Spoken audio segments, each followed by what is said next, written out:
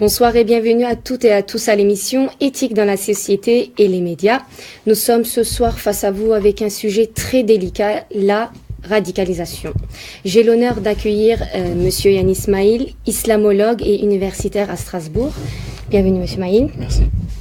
Nous allons échanger avec Monsieur Maïl ce soir sur les facteurs de la radicalisation, sur son accroissement actuel sur le territoire national et nous allons réfléchir sur les solutions que l'on peut apporter pour la déradicalisation de ces personnes qui y sont déjà engagées et d'ailleurs essayer de trouver des solutions pour la prévention de ces jeunes radicalisés.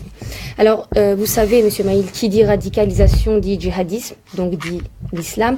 Cette situation gêne un bon nombre de musulmans actuellement en France et d'ailleurs partout dans le monde, qui sont ciblés à chaque fois lors des attentats et même après les attentats ou les menaces terroristes. Donc, vous êtes islamologue. Ma première question consiste à vous demander si c'était possible de nous éclaircir sur le terme djihad, qui est mondialement perçu en tant que terrorisme islamiste. Donc, quelle est sa place réelle de ce terme djihad dans les textes fondateurs en islam? La parole est à vous. D'accord.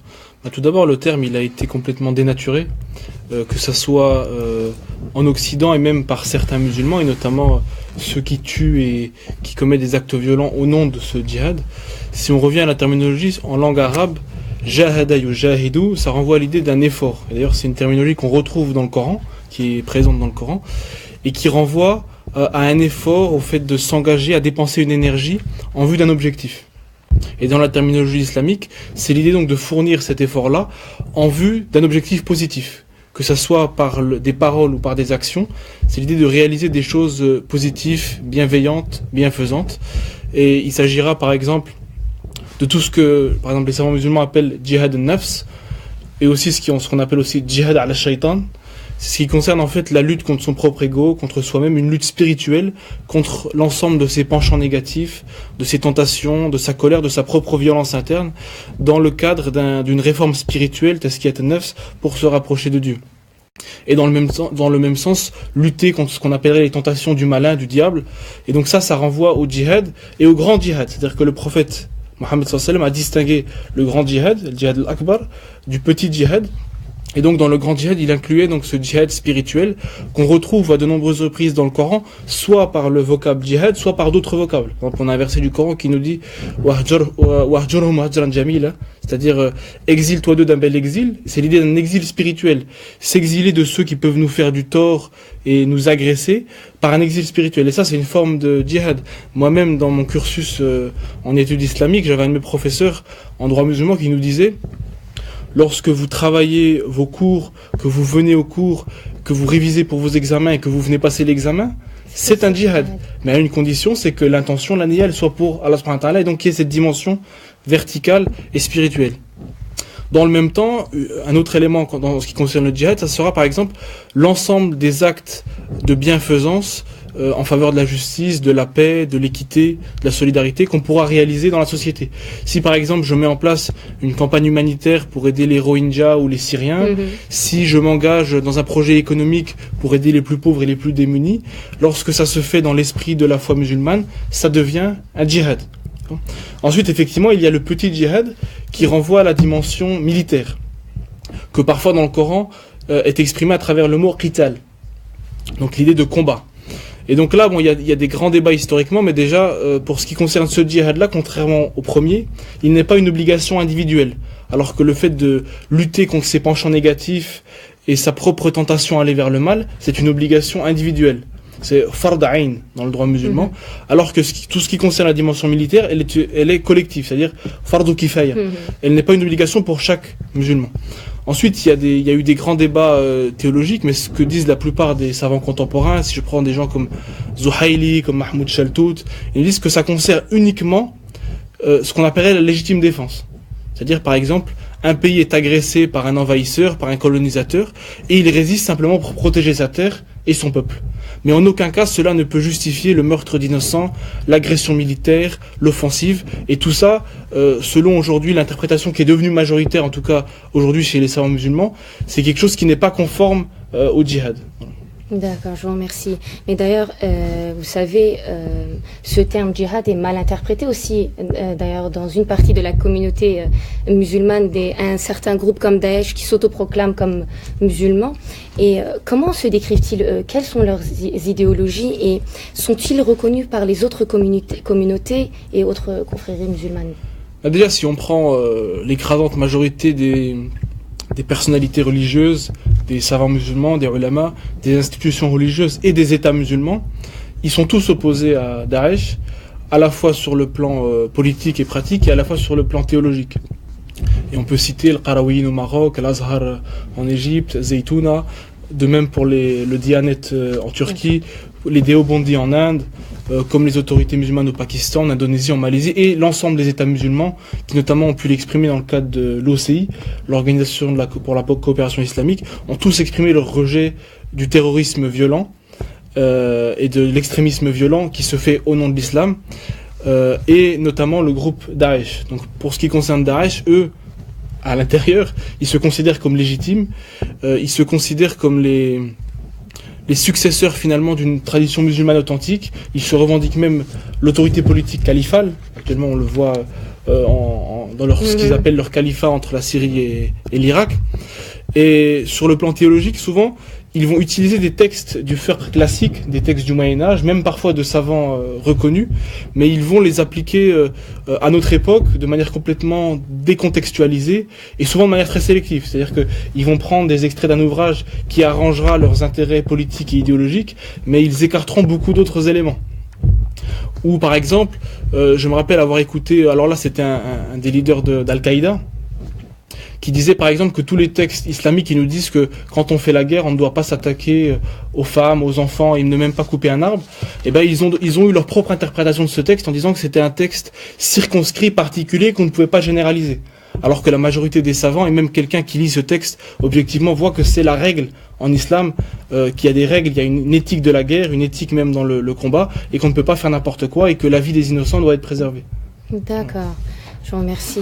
Donc, vous savez aussi, la France, depuis 2015, elle a été placée en vigilance renforcée suite aux attentats de Charlie Hebdo et ainsi en urgence attentat après les attentats du Bataclan. Donc, que pourraient être les facteurs de l'accroissement de ces attaques terroristes sur le plan national?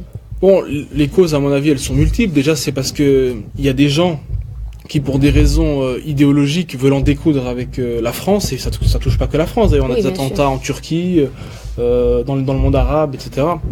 En Afrique, avec Boko Haram, etc., ou AQMI. Mais dans le cas de la France, ensuite, si on veut analyser les causes profondes, parce que effectivement, analyser les causes d'un phénomène ne veut jamais dire le justifier, mais c'est simplement essayer de le comprendre en profondeur pour justement trouver les solutions adéquates à ce phénomène. Et c'est ce que ferait n'importe quel policier dans le cadre d'une enquête criminelle. Et donc à ce niveau-là, effectivement, les différents engagements militaires de la France au Moyen-Orient ou en Afrique peuvent être une cause explicative de la recrudescence des attaques en France. Pour d'autres éléments, ça peut être aussi la montée de l'islamophobie et de la marginalisation et de la paupérisation de certains quartiers en France à forte population musulmane, l'accentuation de la crise économique, la perte de repères. Tous ces éléments pourront faciliter parfois la radicalisation de certaines personnes peut-être fragiles sur le plan social, psychologique et en manque d'idéal. Donc voilà, donc tous ces éléments doivent être pris en compte dans la complexité du phénomène. D'accord. Et vous savez que en général, quand ce sont des jeunes qui sont interpellés lors de ces attentats, et ce sont des jeunes musulmans et qui sont bien sûr radicalisés d'après le gouvernement. Mais qu'est-ce qui a pu pousser ces jeunes-là qui n'y connaissent rien peut-être à la religion et qu'est-ce qui a pu les radicaliser sur ce point-là? Ils sont assez jeunes quand même. Oui, il y a beaucoup de thèses chez les chercheurs qui travaillent sur ce sujet. Et par exemple, il y a des débats, par exemple, quelqu'un comme Olivier Roy, lui, il dit qu'on est plus dans une islamisation de la radicalité qu'une radicalisation de l'islam. C'est-à-dire qu'il dit que finalement, il y a des gens qui à un moment donné ont une volonté d'en découdre, une volonté de radicalité, et qu'à un moment donné, il y a une opportunité de l'exprimer par le canal de l'extrémisme musulman, et c'est cette voie-là qu'ils ont choisi. Donc moi, mon analyse propre, c'est que ce sont différents phénomènes qui vont s'additionner, Et l'addition de ces phénomènes entraînera ces problématiques-là. Par exemple, je pense que dans notre société, on a déjà une forme de banalisation de la violence, qui passe par peut-être les jeux vidéo, le cinéma, et une culture de la violence qui se développe, et qui fait qu'à un moment donné, il y a même une fascination vis-à-vis de certains personnages violents. Et on voit par exemple que certains qui étaient dans cette culture de la violence, mais qui passaient plus par le cinéma, par la musique, vont créer le même univers, mais à travers Daesh. Et on a vu par exemple des profils de jeunes de France qui étaient tout fiers de se filmer en train de conduire un 4x4 avec une Kalachnikov en Irak ou en Syrie. Et donc on voit que on a cette mentalité-là, un peu gangsta, si je puis dire, qui va être transposée avec un canal religieux ou une légitimation religieuse. L'autre élément, c'est qu'on sait qu'aujourd'hui, notamment du fait de ce que certains appelaient avec une forme un phénomène de sécularisation des valeurs et de démystification du monde, tous ces éléments-là font que parfois l'ensemble des valeurs traditionnelles qui historiquement ont régi les sociétés sont en perte de vitesse, et parfois ça peut entraîner une perte de repères ou une relativisation de la norme, de la valeur, et ça amène une crise nihiliste, c'est-à-dire qu'il y a une perte de sens. Quel est le sens de ma vie, de ma mort? Et cette crise-là, qui peut être additionnée parfois à des crises personnelles, des frustrations sur le plan familial et sur le plan économique, des vécus de pauvreté ou d'échecs sur le plan scolaire ou sur le plan professionnel, ça peut parfois faciliter chez certains la tentation extrémiste et les diriger vers certains groupes extrémistes. Et c'est pour ça, comme le disait l'abbé Pierre, si on veut lutter efficacement contre l'intégrisme, il faut couper l'herbe sous le pied de l'intégrisme. Et le premier élément contre lequel il faut lutter, c'est la pauvreté. La misère est toujours un terreau favorable à l'émergence de l'extrémisme et de formes de radicalité, même si, le problème aujourd'hui, c'est que derrière le concept de radicalité, radicalisation, parfois on met un peu tout et n'importe quoi. Et pour vous citer un exemple, il y avait eu un rapport qui avait été produit par l'Institut Montaigne et qui parlait de 28% de musulmans qui seraient dans, on va dire, une conception peut-être intégriste de l'islam, selon leur conception à eux. Et la manière dont les commentateurs médiatiques ont traduit ça, c'est qu'il y a 28% de musulmans radicalisés. Donc ça, pour l'opinion publique, ça veut dire en gros 28% de musulmans potentiellement terroristes, ce qui n'est pas le cas. C'est-à-dire qu'il faut, et ce type de confusion est dangereux parce qu'on confond le traditionnalisme religieux ou même ce qu'on pourrait appeler le puritanisme ou l'intégrisme religieux musulman avec le radicalisme violent et l'extrémisme violent. Et ça, c'est des confusions qu'il faut combattre parce qu'elles sont dangereuses. D'accord. Donc, faut faire attention à toutes les pour empêcher toutes ces confusions. Mais le gouvernement veut bien sûr lutter contre cette radicalisation, et c'est pour cela il a créé, vous le savez bien, le site contre le djihadisme, donc site-djihadisme.gouv.fr, et il a mis à disposition un numéro vert pour que l'on puisse les appeler et pour essayer de signaler une situation inquiétante au gouvernement, et d'essayer de signaler aussi si un proche paraît radicalisé ou en train de se radicaliser. Donc, que pensez-vous de cette mise en place? Est-ce qu'elle sert vraiment? Quelle est votre position sur ce site? À ce niveau-là, je suis très critique parce que je pense qu'il faut faire quelque chose, mais qu'actuellement les autorités françaises agissent très mal, dans le mauvais sens, et on investit des milliards, c'est-à-dire que sur toutes les questions de déradicalisation, il me semble, on est pratiquement à 9 milliards d'euros qui ont été investis, donc oui. C'est des sommes conséquentes, si mes souvenirs sont bons, mais pour des résultats très faibles, c'est-à-dire qu'on a créé des centres de déradicalisation, on a ce site, mais on est dans beaucoup d'amalgames, d'approximations, et qui en fait, peut-être que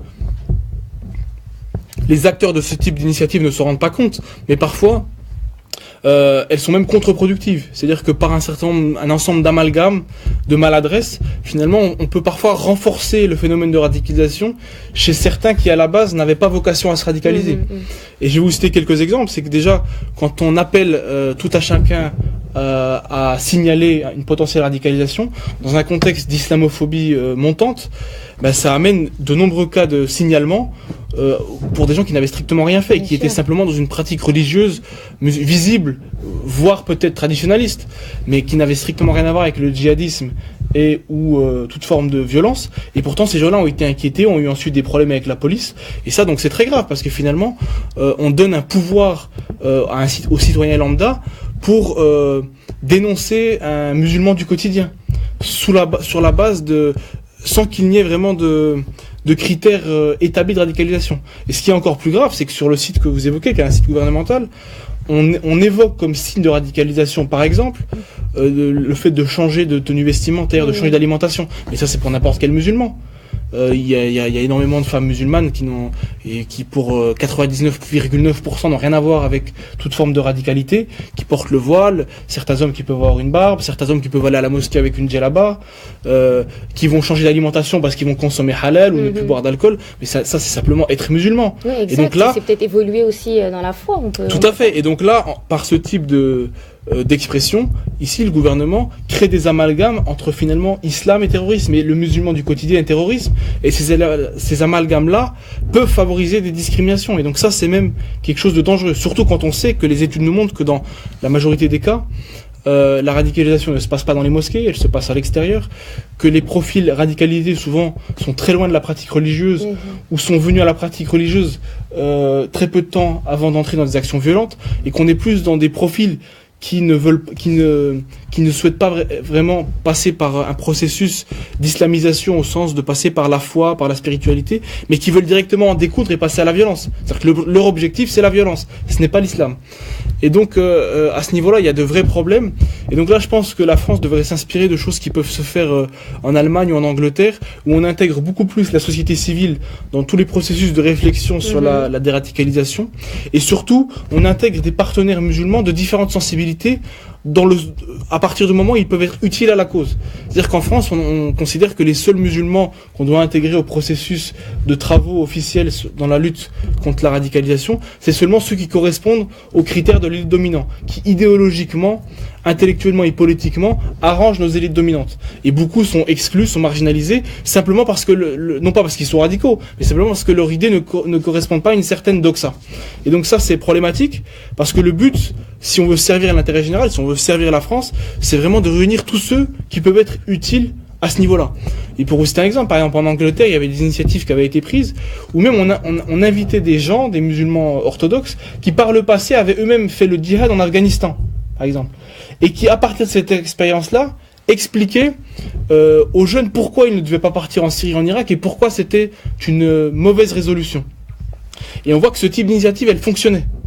Elle fonctionnait et ils arrivaient à ringardiser le discours de Daesh ou des groupes extrémistes. Ça, en France, c'est impensable. On vous dira comment on peut inviter une telle personne, etc., etc. Et le problème, c'est qu'il y a un manque de vision, il y a un manque parfois aussi, je pense qu'il y a très peu d'experts réels qui travaillent sur ces questions, des gens arabophones, des gens qui ont une expérience, qui ont pu voyager au Moyen-Orient, et donc ça c'est un vrai problème. Une autre initiative qu'on a eue en Angleterre que j'ai trouvée très originale et intéressante, c'est une initiative qui s'appelait The Unity Initiative, justement, l'initiative unitaire ou pour l'unité. Et justement, elle regroupe des universitaires, des experts, des gens qui sont spécialistes des questions de terrorisme et de radicalisation, mais aussi des théologiens musulmans reconnus, avec aussi par exemple quelqu'un qui est un ancien champion d'arts martiaux. Et donc ça c'est intéressant, c'est-à-dire qu'à la fois ils vont utiliser le référent islamique pour expliquer que le discours de Daesh est critiquable, plus que critiquable d'un point de vue de l'islam orthodoxe. Ils vont utiliser les arts martiaux pour sensibiliser les jeunes par le biais du combat à tout ce qui concernera la philosophie des arts martiaux, sur la maîtrise de soi, sur la paix intérieure et sur le fait qu'il y a d'autres moyens parfois d'exprimer sa colère. Et aussi des experts du terrorisme et de questions sociales pour aborder la chose sous un angle global. C'est-à-dire l'expertise universitaire, la question théologique, la question sociale, la question économique, la question éducative, et même pourquoi pas la question sportive, pour vraiment offrir aux jeunes des alternatives intéressantes. Et donc je pense que c'est sur ça qu'on doit réfléchir, et en France il y aurait beaucoup de choses qu'on pourrait faire, non pas, il n'y a pas de solution miracle, hein. Je pense qu'on aura encore, sur les prochaines années, il y aura sûrement d'autres attentats, même si je l'espère pas. Il y aura sûrement en tout cas d'autres problématiques, et la réponse ne peut pas être que sécuritaire. Il y a une réponse sécuritaire à avoir, il faut trouver les logiques et les mécanismes au niveau du renseignement intérieur pour faire en sorte de neutraliser toute menace d'attaque sur notre territoire, mais la réponse uniquement sécuritaire, elle ne marchera pas, elle doit être accompagnée d'une vision globale, et dans l'ensemble de la réflexion sur les solutions, on doit intégrer la société civile de manière large, et on ne doit pas voir les musulmans sous l'angle de la suspicion, mais comme des partenaires dans cette lutte qui nous est commune. Très Très bien, je vous remercie. Et il faut savoir aussi qu'en fait, quand le gouvernement pointe du doigt que le djihadisme, c'est l'islam, et quand ils sont là à définir que le terrorisme a une religion, et d'essayer de nommer déjà d'ailleurs leur site en tant que Stop Djihadisme, déjà on voit que c'est fini dès le début, parce que c'est déjà l'État qui prénomme ces actes de violence en tant qu'islam, quoi. Donc il va falloir travailler sur ça, je pense. Et pour finir, donc vous savez, la préfecture du Bas-Rhin a créé une formation hybride à l'accompagnement préventif de jeunes profils radicalisés et d'associer les cadres religieux musulmans aux professionnels de la prévention. Donc, que pensez-vous de ce programme de prévention et comment pourrait s'organiser la communauté musulmane au sujet de cette prévention à la radicalisation ? Déjà, je pense qu'il y a des co-responsabilités, c'est-à-dire qu'on peut pas dire à la communauté musulmane il faut que vous régliez le problème du terrorisme. Non, on n'est pas les services secrets, on n'est pas la police, il y a des choses qui dépassent la communauté musulmane, mais on a un rôle à jouer. Concernant cette formation, je pense que c'est une bonne initiative, mais tout dépend de ce qu'ils proposent. C'est-à-dire, est-ce qu'encore une fois, ça serait une initiative symbolique, médiatique, parce que vous savez, aujourd'hui, même, peut-être pas là, parce que c'est une initiative universitaire, mais il y a un marché de la déradicalisation. Il y a des gens qui aujourd'hui c'est-à-dire ont gravité autour des centres pour la déradicalisation, mais n'ont rien fait de concret et se sont enrichis sur la base de ces expériences-là. Et on voit qu'il y a un vrai problème à ce niveau-là. Pour ce type d'initiative, toute initiative qui essaye de produire une vision globale, qui va associer des gens, par exemple, qui peuvent par exemple être des spécialistes de la prévention, des spécialistes des questions de la violence, des spécialistes aussi de la question des quartiers populaires, de la marginalisation, des spécialistes de l'éducation, des psychologues, mais aussi associer des théologiens musulmans, des éducateurs de quartier, même pourquoi pas des gens qui ont une expertise, une expérience dans le travail social. Tout ça, ça peut être positif, mais à la condition que cela soit bien fait, de manière intelligente, loin de la pression politique et médiatique, avec l'objectif de l'efficacité et dans la confiance mutuelle. Dans ce sens-là, c'est quelque chose qui peut réussir.